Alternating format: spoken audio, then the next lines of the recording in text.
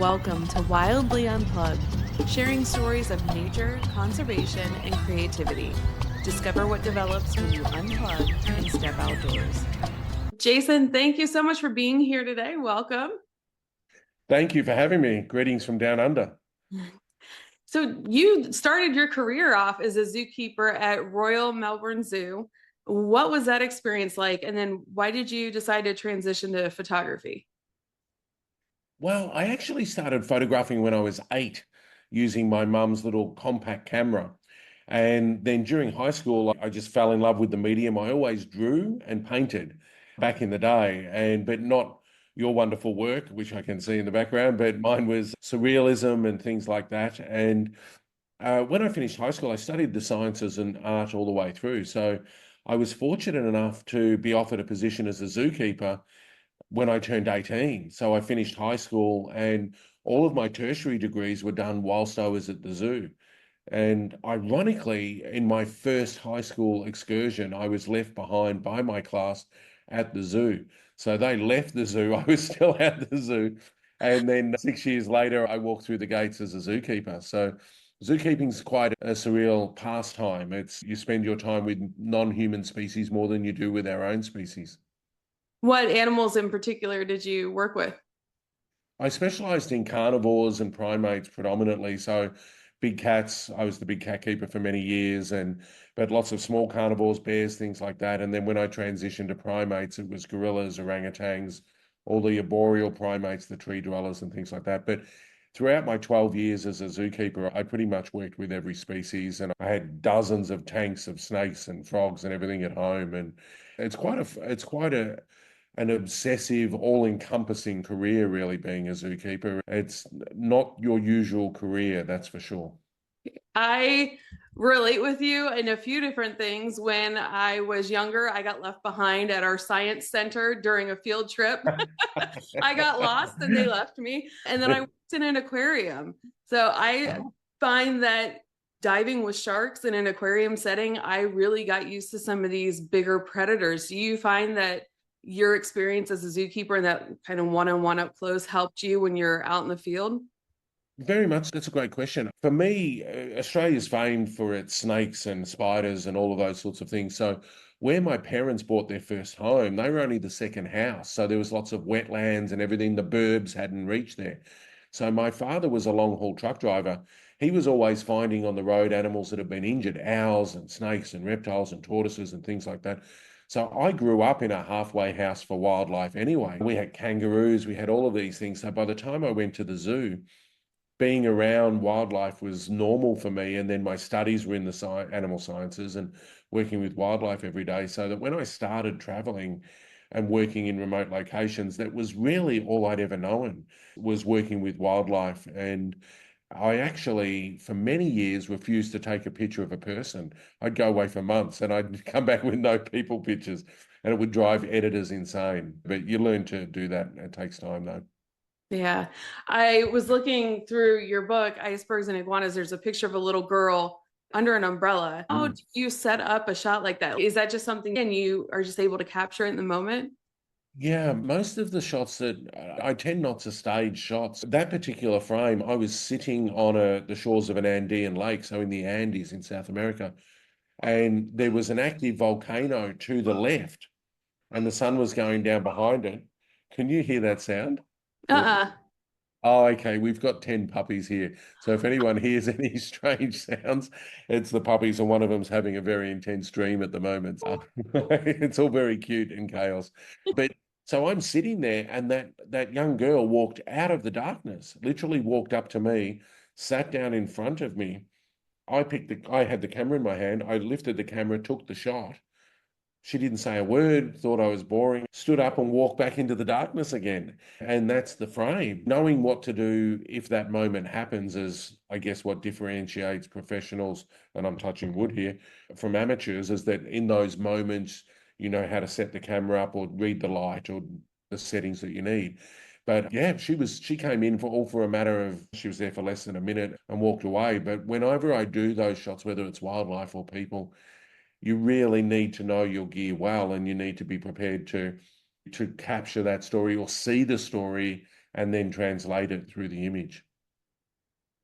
Fantastic. Like when I was little, my room was lined with National Geographic images, like cutouts, and just pasted all over my wall. And like just, I spent my childhood dreaming about doing what you do. What was it like the moment that you found out you were going to be working for National Geographic? Because that's obviously a really big name. Yeah, it's a really big name. It was interesting because I was one of those people that, and I guess for those people who might think that once you've been in the game a long time, you become completely comfortable with the role or the title or who you are. And that's not necessarily the case. Some people are like that, but I'm not. And I shot for many magazines and publishers before I actually contacted National Geographic. And I rang them. I cold called them and said, "Can I speak to someone at the magazine who focuses on wildlife?" And the lady who answered the phone was the director of photography for Natural History. And her opening line was, "Jason, we've been waiting for you to call." Wow. And I know that was the surreal moment because I'm on the other side of, and I was young. I was the youngest there. There's always the youngest. I was the youngest. So they had me submit a story proposal and then do some more shoots on that, which they broke up and put into the magazine. And when that came out, it was the same weekend that I got married. So I got married to Geographic and to Megan, my wife, on the same weekend. But it was then they invited me to Washington and to bring a whole series of frames that I thought told my career at that point. And I presented them 44 times to different directors and publishers and everything at National Geographic, all different departments. And during that 10 days, 9 or 10 days, I was offered a contract of representation. So that was 2001, so a few years ago now. So I've been working with them since 2001. Which is a privilege. It's a privilege. They're amazing. That is fantastic. Mm, So you had a lot of photographs from your experience and you had your behind the scenes tales from your field journals. mm. So here at Wildly Unplugged, we totally advocate for journaling as much as possible, especially when you're out in nature. How happy were you to have those records to be able to then put that into a book? Yeah, and it's fascinating, isn't it, journaling? Because people think that journaling is something from the 19th century or earlier, or whatever the case might be. But journaling for me was always something that gave me an outlet to detox positively or negatively. So when I started working in the field, my journals were tiny, or I just, even now, if I run out, I'll buy something in an airport, but I have them handmade in Philadelphia, actually. And they're beautiful pieces in themselves. But to be able to go back to those records and look at my thoughts on those moments. And I'm quite eidetic, so I remember all the frames I've ever taken. And then having those notes sometimes to go back to was really important, I think, in the making the journey such a personal one in the book, because I wrote all the text and I needed it to have my voice, which a journal often has that no one gets to read. So the interesting thing for me, Lauren, was that I live in Melbourne, and Melbourne had the world's longest lockdown. It was brutal. We were inside for a couple of years, and then I had to wait an extra 6 months before I could go back on the road because Geographic were concerned that I'd be locked out of the country again because Australia had all these policies. So I had 2.5 years off the road. And what I have found is that it's been a journey back after that 2.5 years to create the way I want to create again. Like I've gone hard pushing the shutter. There's no two ways about it. Not just firing away for the sake of firing, really trying to feel like myself again, feel who I was. But one thing I will say is that a casualty of that has been that I suffered incredibly during the lockdown. It was not good for me. I was grateful that I was well and I was with my family, but creatively it was terrible. And so my journaling really has struggled since I was released. And that in some cases I can get some thoughts out.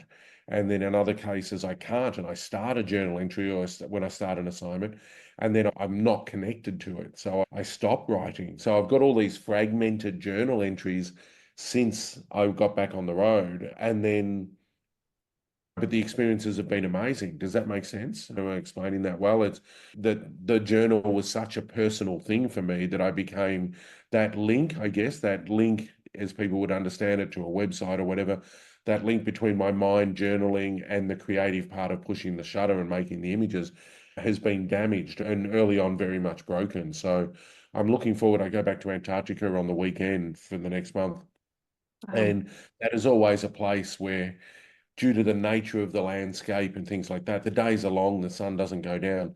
But I'm really hoping when I find that peace that I often find down there, that I can actually do a full shoot of thoughts, and but maybe take the pressure off that I don't have to journal every day, which I normally do. I normally journal every day, but we'll see how it goes. I don't want to jinx myself, but I love journaling and I encourage everyone to journal. And you don't have to be sitting there writing prose that that passes the test of time.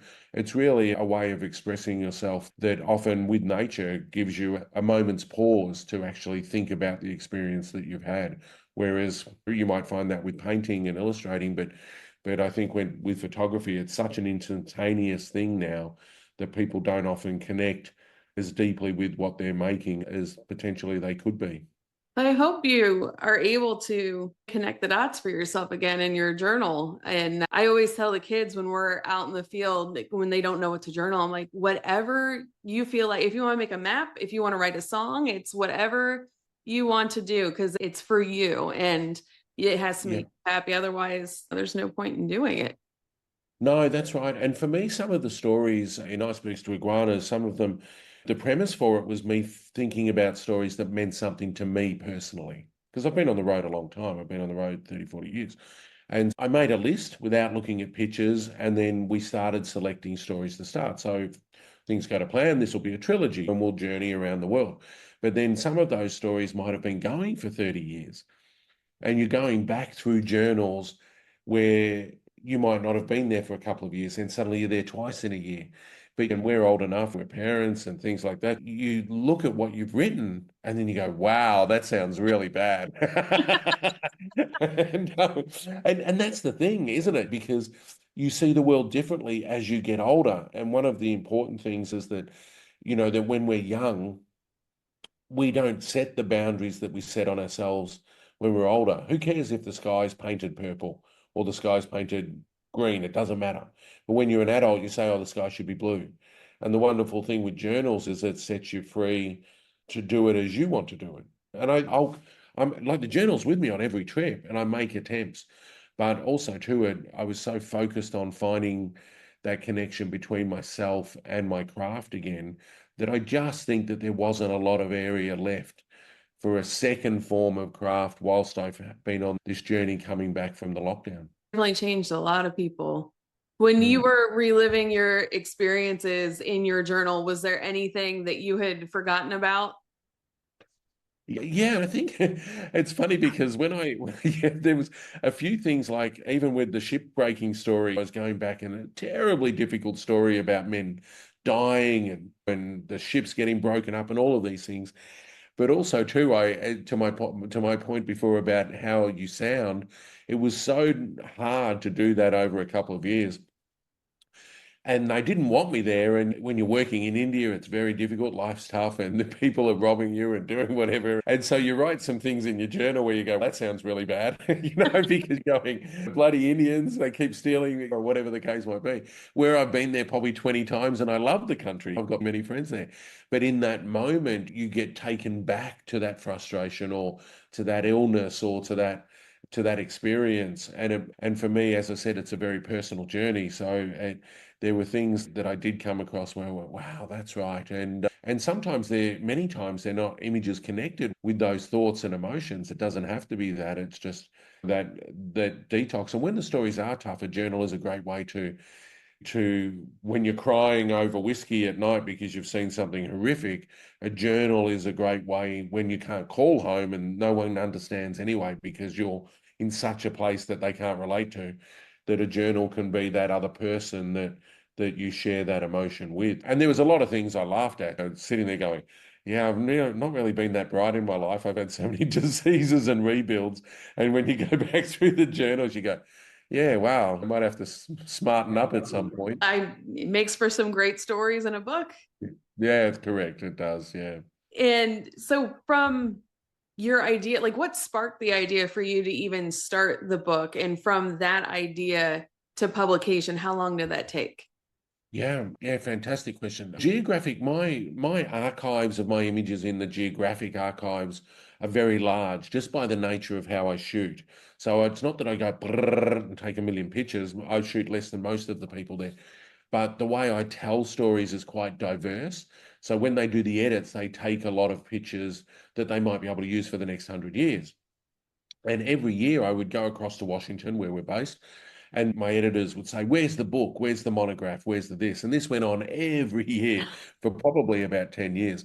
And every time I would say, "Where's the money?"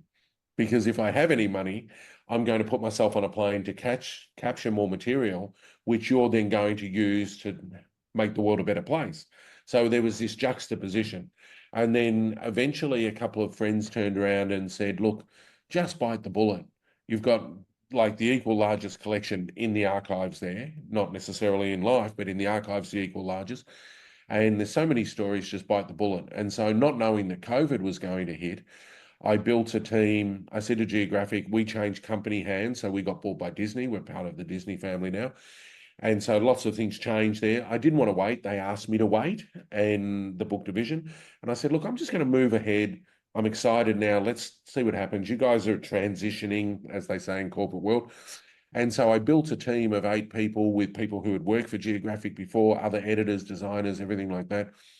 And that next process, that probably took 2.5 to 3 years to work out what stories I wanted to do, get the designs the way we wanted them, and then go through those field journals, but also go back through the archives. But I did the heavy lifting then, Lauren. There's so many stories, I just pulled the material as I went through so that I didn't have to go back through hundreds of thousands or whatever number of frames again.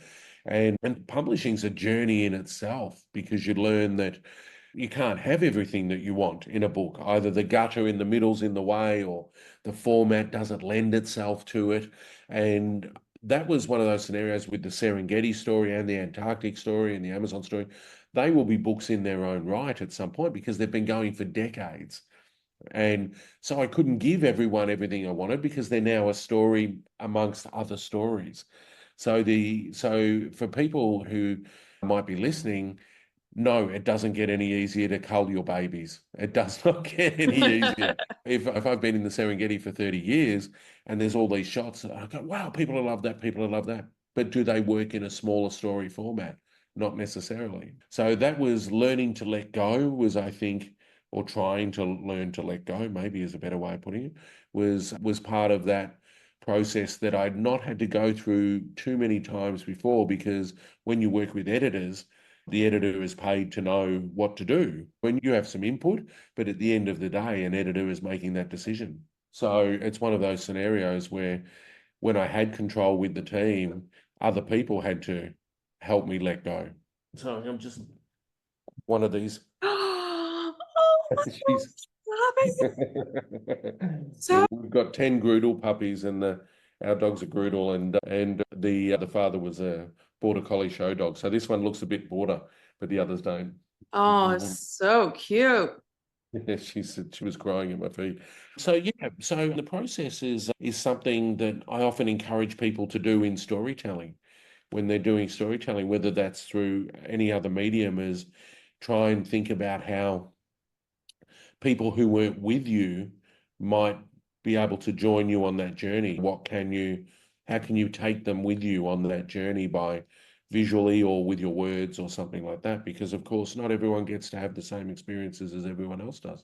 And I'm glad to hear that you've got plans for more books. I wanted to ask you why you think it's important for books like yours to exist, because everybody has a cell phone and there's images everywhere on Instagram, and you've got AI and everything. And you've Yeah, been doing this for so long. You've got an eye literally all over the world, and you've seen how it's changed, and even in just 20 years. Why do you think yeah. that's important? I think the tactile nature of books is really important, because, again, it does one of two things. It connects you in the moment because you're physically touching something. And we all look at screens all day long, whether it's processing pictures or sending emails or looking at Insta or whatever the case might be. Whereas when you're with a book, it becomes a partnership. You're there, you have to flip the pages. There's a reality that someone actually had to make this. And I bought a piece, just to digress. I was just in California for the book tour, excuse me. And I bought a glass piece that an artist did in California. And he had done this interpretive piece of anemones in the local rock pools near where he lived. And it was wonderful. It was just wonderful. But what sung to me often with that piece was that he has to go out there and snorkel or dive and learn about that reef and experience those anemones swimming past him. And that has to have moved him emotionally to want to create that. And so then he's gone back to his studio or his home or whatever, wherever he does his craft, and he's tried again and again and again to make that story in glass. And I think books are a lot like that. I think that there's that reality that, wow, someone actually put the time and effort in. And also, too, I think, I don't know about you, but oops, sorry, sorry, I put it down on the ground, and ground was a little bit further than I thought. And I think digital's great, but for me, when we did the processing for the pictures, we wanted them to look like I captured. I'm very traditional. I don't do much post-production at all, almost zero. Whereas everything online is so processed and everything like that. And it's like when an artist has their, if they do a painting or a drawing and they have it photographed so that it can be done, say, as a limited edition series or something like that and printed on beautiful paper. That artist wants their work to look like the original Yeah. because that's really important to the artist. They don't want it to look like it's on Instagram. Yeah. Instagram's great. They don't want it to look like that. They actually want it to look like what they created. And I'm the same. So I think books people are getting frustrated with the rapidity of life at the moment. So many people are going back to shooting film now and buying film cameras, and Kodak's manufacturing Fuji Ilford, they're all doing it again because people who are creative, and I think most people are, they want to slow things down. They want to be in the moment. And thinking about publishing your own book, there's many companies that do it as well. Blurb and all the others do it. And it's a wonderful exercise to see how you've been creating. And I just encourage people all the time. You go on holidays, do a photo book. You want to do something with your family, the first 5 years of your child's life or whatever, do a photo book. Go through that process of the journey you've been on and then paste that together. And what's the order? What's the size of the images and all of those sorts of things? And for us, we had years of doing wall walks where we'd print out the pages and we put them on a big white wall and we'd see how they worked together and we'd pull pages out and put different ones in. And then eventually we'd put them on a floor with a big ladder because it looked different looking down on it than it did looking at it, just to see that the story still worked. And if you've ever wanted to do a photo book, just Blurb, I've done them for the family before using Blurb, but there's many companies. But it's a great exercise and a lot of fun, but also shows you where your holes are in your process. That's the big thing. I don't do it thinking that everything's going to be perfect. You actually do it and sometimes go, wow, I missed up there. Or I need more of this or less of that or something like that. Yeah. That's good advice. And you had brought up the guy that was snorkeling to get pictures, but you've also done some pretty crazy things to get some shots too, right? Yeah. And I Yeah. think people forget that. They forget just what it takes to get some of these really epic shots. Yeah, it's funny. I have this innate ability to heal well. So much that the surgeons have mapped some of my healing because I've had so many rebuilds, but I've had arms reattached and that my head flaps stitched back on several times and fingers cut off and broken bones and I can't discs punched out of my neck. And if you can think of a disease, bilharzia, brucellosis, malaria, swine flu, bird flu, MERS, I had MERS in the Middle East. That's the one that's 85% fatal. I've had that, gastros, stomach tears, all of this sort of stuff. And when you're in the field, because I have this no stop kind of policy in my brain, that I just keep going to my own detriment and patch it up, wait, get back, go to surgery or get stitches or whatever the case might be. But it's very different. Being a field photographer is very different to being on holiday. And a lot of people want this job. I read once that statistically speaking, the most sought after job on earth is Nat Geo photographer, and the second most sought after job in a Western country is zookeeper. So I've done them both. And, Wow. uh, and the thing is, too, is that people don't realize that we're paid to make pictures, not excuses. So it doesn't matter if it's -30 or it's pouring with rain or it's 110 or whatever the temperature is, or politically you can't get in. No one wants to know about that. Makes for great stories. What they want to know is that you're in the field. They don't care if there's food or if you're sick or anything like that. Just get it done. So if you're one of these people that likes to sleep in, it's not for you. If you like weekends, it's not for you. If you like going to bed, for sometimes not for sometimes for me, sometimes I don't go to bed for days on end because I'll shoot daytime stuff. And then if I'm in the Amazon, all the insects wake up at night. So I'll just work right through the night. And then the daytime stuff wakes up again and I'll be hiking again. If you I miss my family and friends, of course, but if you're someone who's not good in their own company for long periods of time, it's probably not for you. I sat in a tree for 5.5 weeks by myself once, 20 hours a day. It was 0 overnight and 110 during the day. I took one picture in 5.5 weeks and I was covered in swarm ticks, covered in these plague ticks. So if I scratched myself, it was like having the mange, but I couldn't scratch myself because the animal was too timid. That sort of stuff breaks you. At the end, you get back, and it's amazing. It's a privilege to do what I do, and I love travel. But if you don't like dysentery, if you don't like diseases, if you don't like injuries, maybe it's not for you, or maybe you do it a different way, or something like that. Or I'm not saying you can't do it. I think everyone should try and do it. But all I'm trying to say is just alter your expectations. Yourself, what do I want out of this? Why do I want to do it? Don't do it for the fame and fortune because that's just never going to happen or happens for very few people. But if you want to make the world a better place and you want to have adventures and you want to have experiences and meet new cultures and learn about faith and religion and environmental things and all the wonderful opportunities that I have, then it could be for you. But it comes at a price. It definitely comes at a price and can be hard on relationships. I've lost numerous relationships in my life. Thankfully, my marriage is very solid, but we work hard at it. But I've lost a lot over the years to be able to do what I do. And people don't think that. They go, I'm on assignment, and they go away with their partner. And they call me up, go, oh, Jace, I'm going on assignment. What are your suggestions? And we're doing this and doing this. And invariably, it's like one of them's out of bed early to catch the morning light.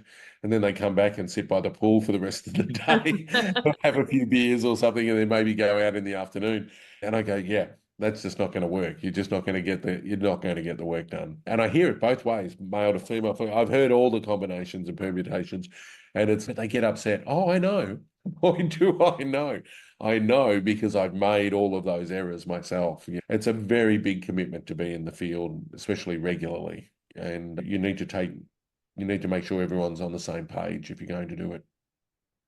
So, with all the physical discomfort, mental, emotional, social, how do you get comfortable being outside your comfortable comfort zone? Like, what's going through your head to help you push through those times?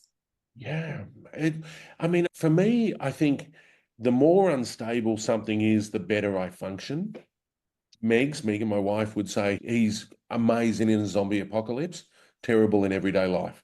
So, if I'm bouncing into countries I've never been to, I feel at home instantly, not through ego or anything like that, but that's just how I'm wired. So I'll have to go into I might land in a country and go into a really unstable city with a camera in hand, and I have to be like I've always lived there. Now, you can't fake that. People notice, they know. So for me, I think wherever I'm traveling, I'd like to feel like I'm at home, even if I've been there before or I've not been there before. But also, too, instinct is the big thing for me. I think humans have become very diverged from their own instinct. And that's what kept us alive. Is there a cave bear outside of the cave? And I've got the proverbial club.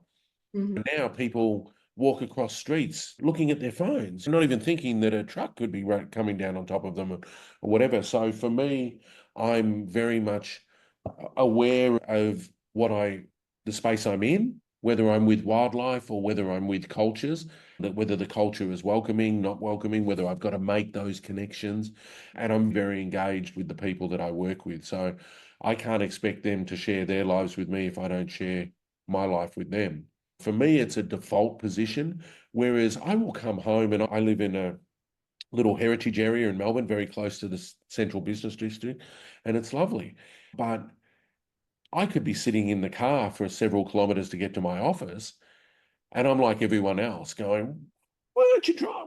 the light's green, go. So I'm not as much as Buddhism is, I guess, my favorite faith. It's like I'm not always sitting there going, oh, I try to do that.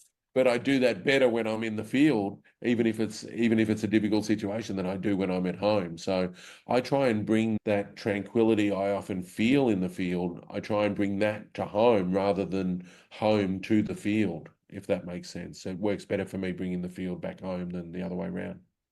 Yeah, that makes a lot of sense. And I'm glad you said that too about like even when you're stuck in traffic, you still get frustrated and Oh that yeah. you feel that peace out in nature. That hustle and being around all that stress, it gets to everybody, no matter how centered we think we are sometimes. And it's also too, sometimes I'll just find things that could be 50 cents or it could be more.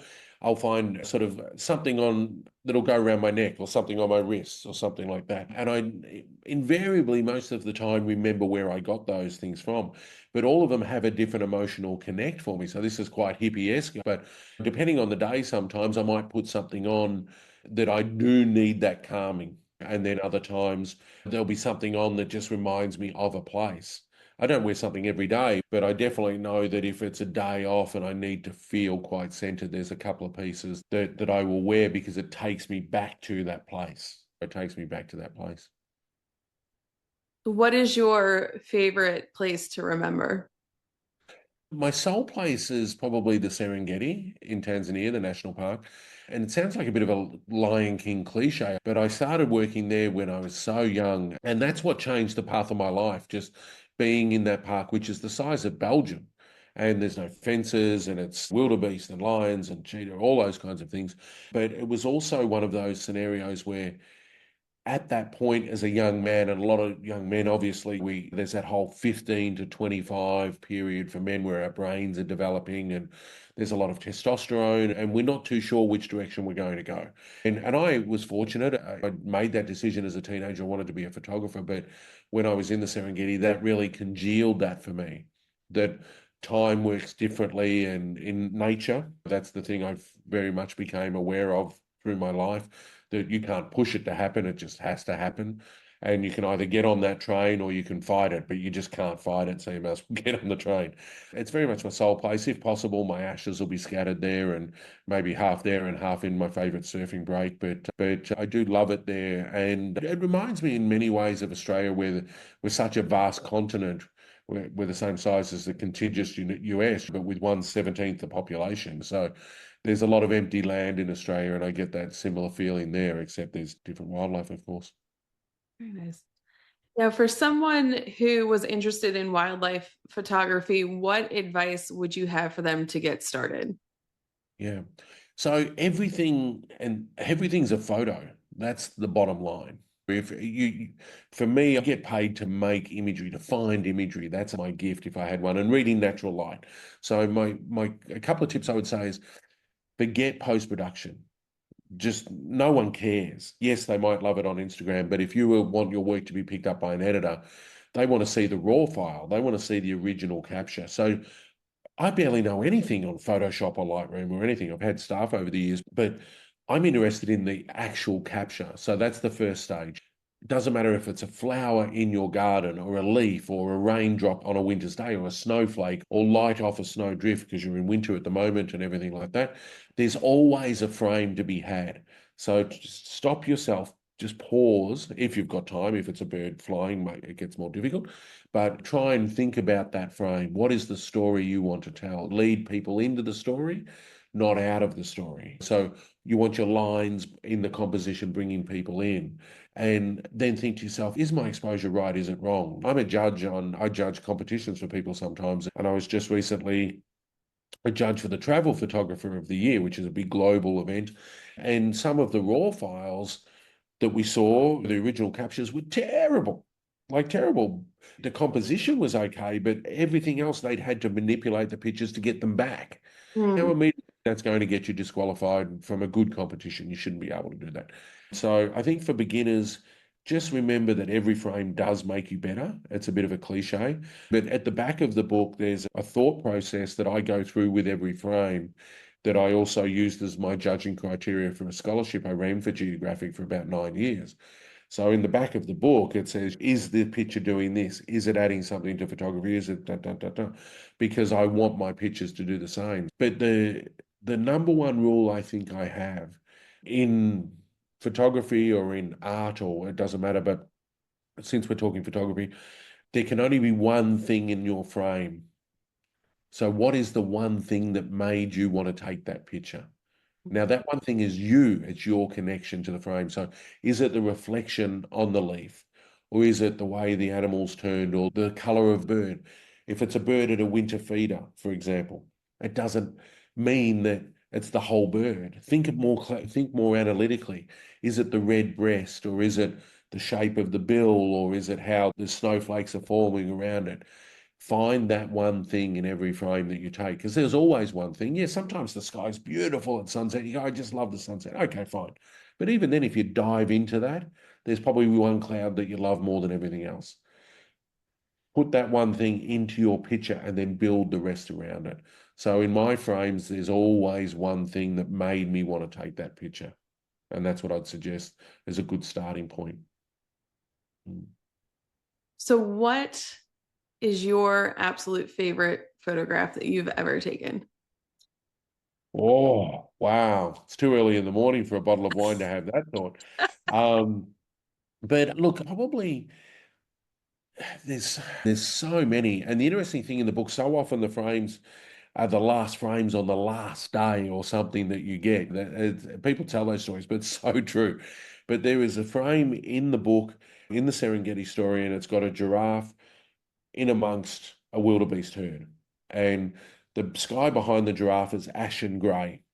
And I'd been on the road for 3.5, at least 3 months, I think. And on that last day, not all of it in that park, but on that last day, wildebeest herd started crossing the river. Crocodiles were grabbing them. A lioness was standing next to me. She's running backwards and forwards, grabbing wildebeest as they come out of the river. It was all biblical. It was crazy. And then all of a sudden, out of the left, this giraffe, big male giraffe, just wanders into the herd because the herd realizes we don't want to cross anymore. There's crocodiles and lions there. And I only took one frame on the left and the one that with the giraffe on the right. And the giraffe, I think, it must have hit like a slight rise in the ground because giraffes are huge, but it's even more large. And so here's this giraffe against this ashen sky with all these wildebeest.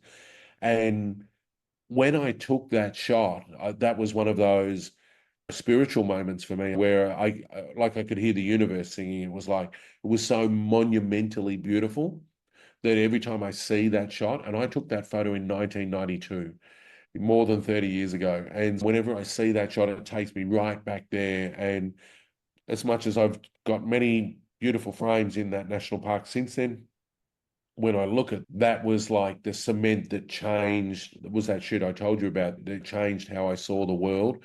Because after the sun went down, my friend who was assisting me, we had to race for the park gate. That was the last day of the shoot, and Wow. we had not allowed out in that park in the dark. And so basically, I went ching and just went wow. And it was filmed, so I didn't know I'd got it, but I felt like just the moment was so special. And then we just literally packed the gear into the car and started bashing our way back across the plain to get out the gate before we got fined. And that was literally the last afternoon. And yeah, it still makes me smile, that frame. But yeah, there's many I love, but that one was such a pivotal point in my life. And I think that's one of those things, isn't it? That often changes in direction and everything in your life happen for a reason at a certain time, and you always remember them. For sure.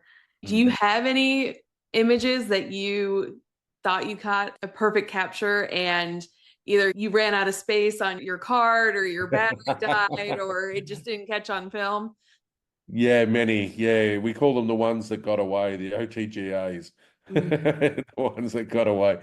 And yeah, there's many shots actually in the cupboard next to me. There's some memory cards from a shoot where something went wrong on the cards and I've got to try and extract the files out of that card because there's shots in there of hippopotamus and I can see the hippo in the background that potentially could be amongst the best hippo shots I've ever taken, but they're locked there somewhere in that card and I need to get them back. But many moons ago, I shot a really rare hornbill and I was on film, and my body just automatically knew that I was at 25, 26, 27, 28. And then I thought I must be close to the end of the roll. And it just kept going. And it turned out in my rush, I hadn't put film in the camera. Oh no. And yeah, so I haven't seen that bird ever since. Decades, I haven't seen that bird again. So yeah, there's always those moments. But I just did an edit on some Central Asian work that I did, the old Soviet countries. And but even though the pictures were there, there was a whole raft of frames where I just, I looked at them and went, yeah, I could have done better.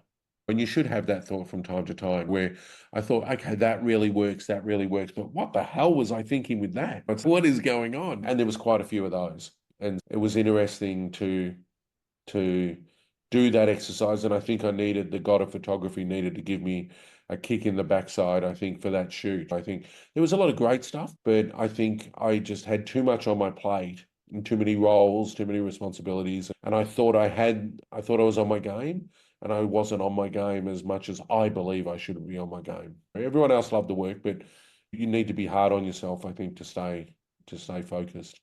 Yeah.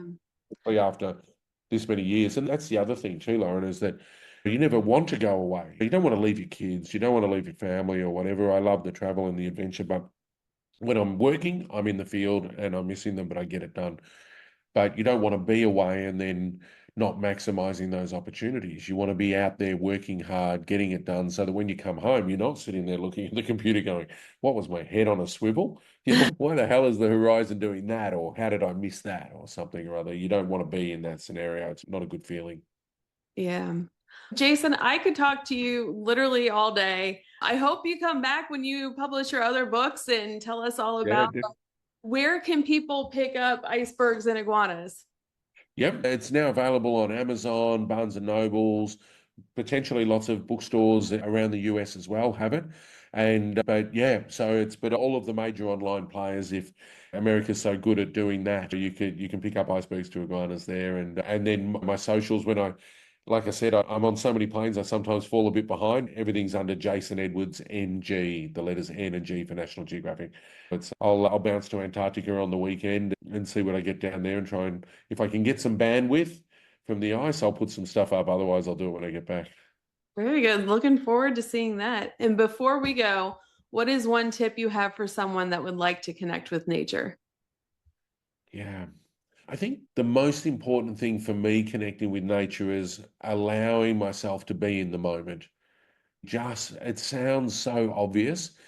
And you might do a hike, you might do a walk, you might sit in the park and just be looking at the trees in your local park. But for me, when I'm doing that, it doesn't have to be exotic and awe-inspiring. I'm just trying to look for some detail to take my mind away. So I'll lie on my back and I'll watch leaves blowing in the wind or something and just really be in that moment and be grateful. I think that's one of the things as I get older, and I've always been a grateful kind of person, but for nature, I'm grateful for those opportunities. I'm grateful for that moment to say, wow, and maybe it's 3 minutes out of my day or something like that. I think it's hard to be in the moment because we're all so busy, but I think no matter what opportunity you have, give yourself, allow yourself to sit there and just say, wow, okay, I don't have to think about anything for 3 minutes. I can look at bark on a tree. I can listen to a babbling brook or, like I said, a reflection off a leaf. It doesn't really matter, but to allow yourself the freedom to be in the moment, I think it's a very Buddhist thing to do because time moves fast for most people, and I think that is one way to reconnect yourself with the world around you, and to give yourself permission to be grateful for that opportunity, especially when there's things that can be incredibly tough in life. People go through very difficult times in their lives, and then it's hard to be grateful for the simplest of things, but they're free and they don't cost you anything, and maybe that's something that just gives you a moment's pause or lifts the spirits, even if it's just for those few moments. And I know when I came out of lockdown and I went to Antarctica, that was the first assignment I had. And when I turned up with the team, they said, Jace, what do you want out of this? And I said, 6 frames and to see myself in the mirror. And that's all I want. And they just didn't even know where to go with that. And I said, I haven't seen myself for 2.5 years. I've just been so broken that the reflection was not who I pictured myself to be. So I just want to watch the light. I just want to watch the light and just enjoy the sounds or the smells or whatever. But again, it doesn't have to be exotic like that. It can just be anywhere that gives you the freedom to have a few minutes for yourself and be grateful for that. I think is a great way to connect to nature. And then you value it more. That's the other thing as well. It creates value. It was beautiful, beautiful, excellent advice. Thank you so much, Jason. Thanks for having me, Lauren. I'll see you again. Yes. Until next time, discover what develops when you unplug and step outdoors.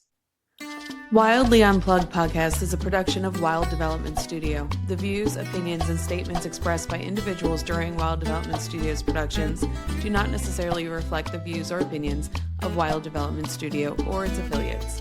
Participation in any activities, expeditions, or adventures discussed or promoted during our content may involve inherent risks. It is strongly advised that individuals conduct thorough research, seek professional guidance, and take all necessary precautions before engaging in such activities or venturing into wilderness areas.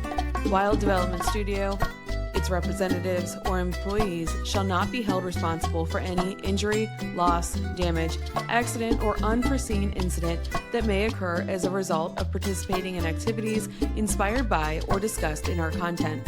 By choosing to engage with our content or act upon any information provided, individuals do so at their own risk and discretion.